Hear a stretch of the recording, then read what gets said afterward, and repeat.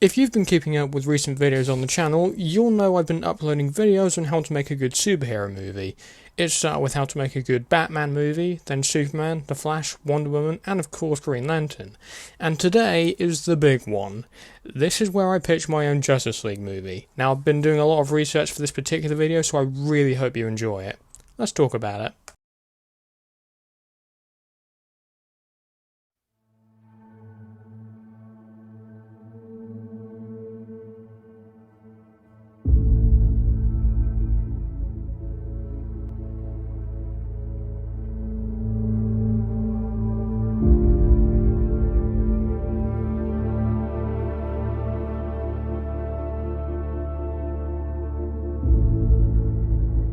So before we get into the important stuff, I first need to take you through the timeline of events that leads us to this movie.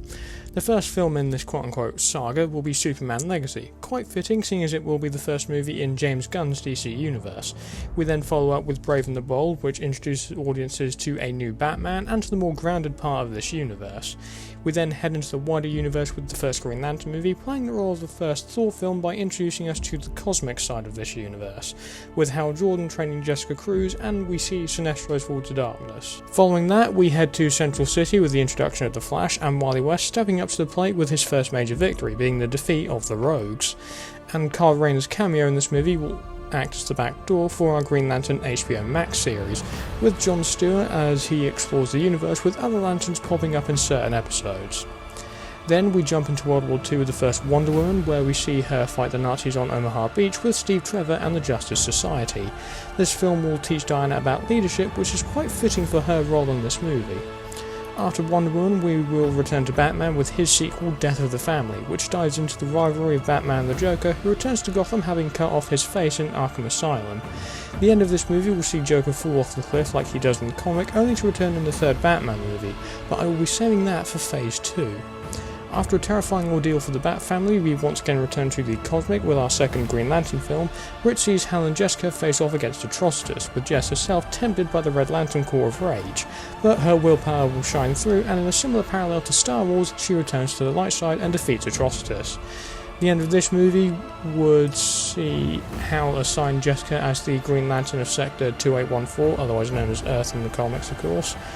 So if you haven't picked up on that, Jessica Cruz, at least for this movie, will be the Green Lantern for the Justice League.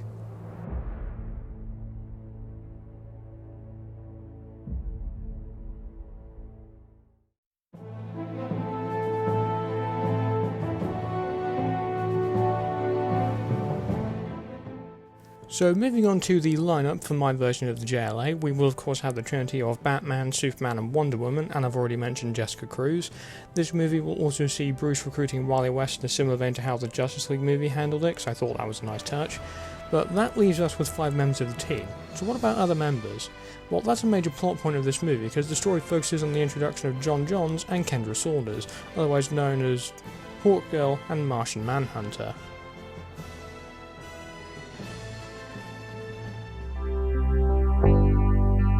Now I've heard there was a secret chord that David played and it pleased the Lord. But you don't really care for music, do you?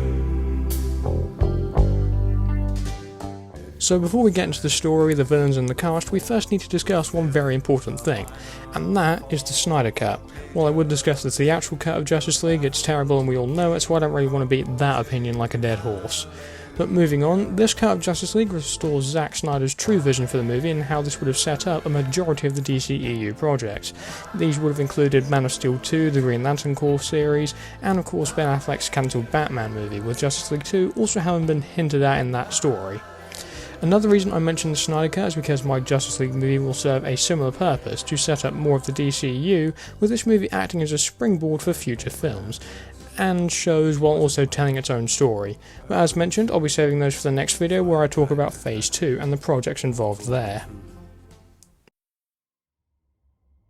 Now, the Justice League has been around for decades and have, over the years, collected several villains: Darkseid, Lex Luthor, Brainiac, and of course the Legion of Doom, which is basically a collection of all their rogues. But for this movie, the villain will be Vandal Savage. Now, we've seen this particular villain popping up here and there. The only live-action portrayal of him was in the Arrowverse in the Flash and Arrow's second crossover, where he then became the antagonist for Legends of Tomorrow Season 1. Now, Savage has the same motivations from the crossover, where he's trying to seek out Kendra for his own nefarious means. I went with Vandal Savage because when we do get a Justice League movie in the new DCU, I worry we'll get one of the common JLA villains like Lex Luthor or Darkseid, and I hope they don't go in that direction because there are loads of villains out there who can be used in new and exciting ways, with Vandal Savage, in my opinion, being one of them.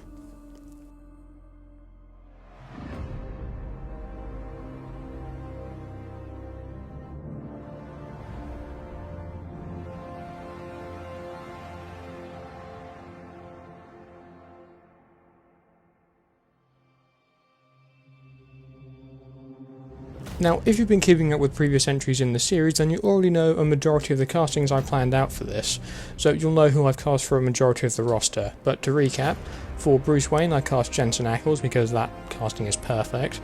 For Superman I just went with David Corenswet because he was already cast prior to that video. I cast KJ Apa as Wally West, Jamie Alexander as Diana Prince, and Victoria Justice as Jessica Cruz. Again, all cast in separate videos so you can go check those out. But with these 5 already cast, that leaves us with Martian Manhunter, Hawkgirl and Vandal Savage, who will be this movie's main antagonist. Now for Martian Manhunter, I believe that when he does make the jump to the DCU, I think he'll be brought to life in a similar way to the Vision, wherein we have an actor on set with some prosthetics, but then he's further augmented via CGI in post-production.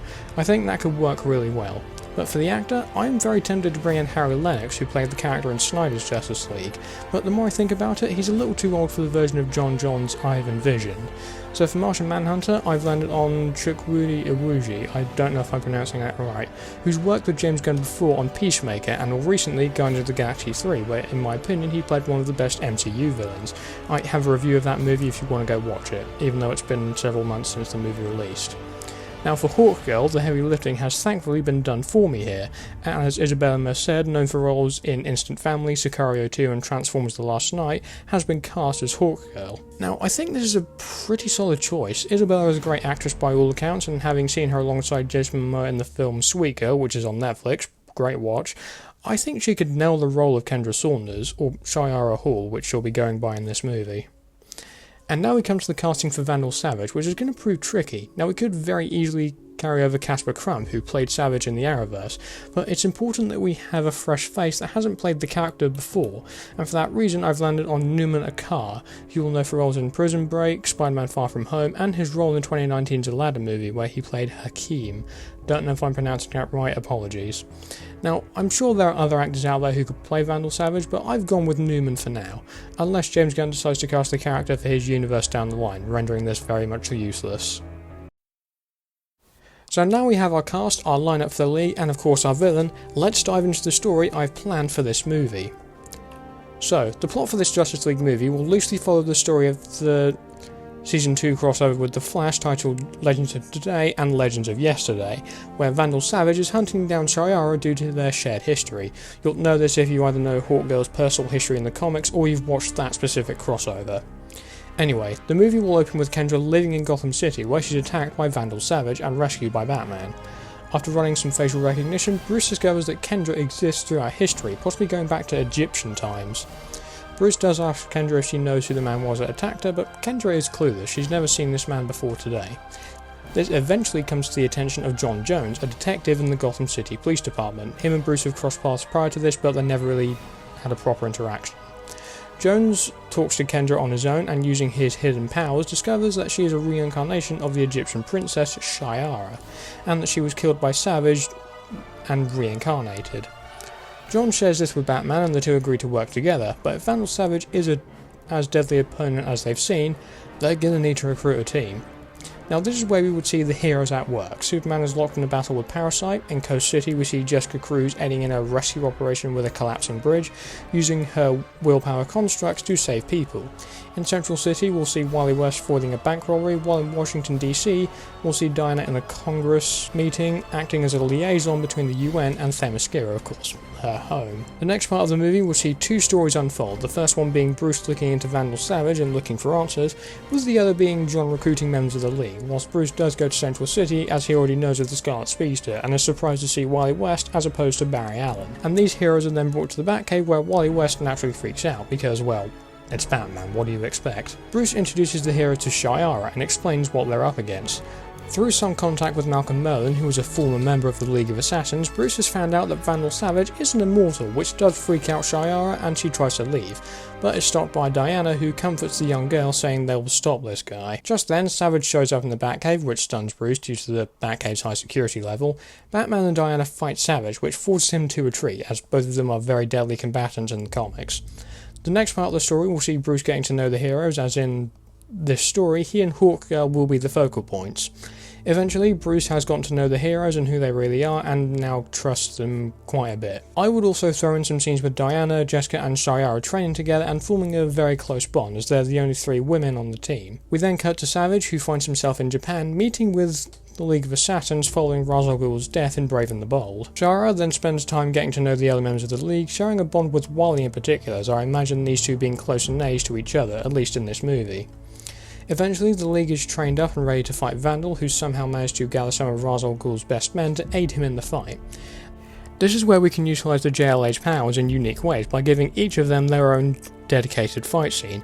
Batman using his own training against the assassins, Clark using his strength and powers to overwhelm a few of them, Diana just making her way through the majority of the soldiers because she's an Amazonian warrior princess, Martian Manhunter using his own abilities to his own advantage, with Wily and Jessica also using their powers in unique and exciting ways.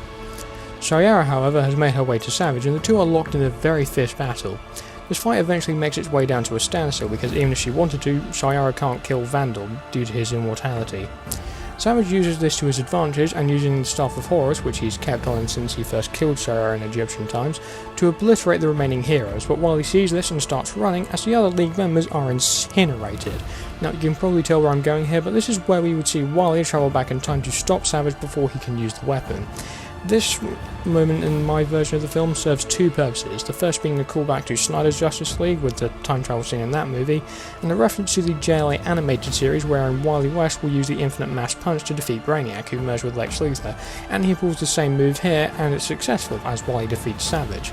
And the League are now trying to find a way to contain him, so they imprison Savage on an island in the North China Sea, Lian Yu, and this acts as a tease for Green Arrow, and I will get to that in Phase 2. After this, Bruce proposes that all of them form a team to stop threats like Vandal Savage from arising again, so the 7 heroes agree to form a league. A Justice League. That wasn't as dramatic as I thought it would be.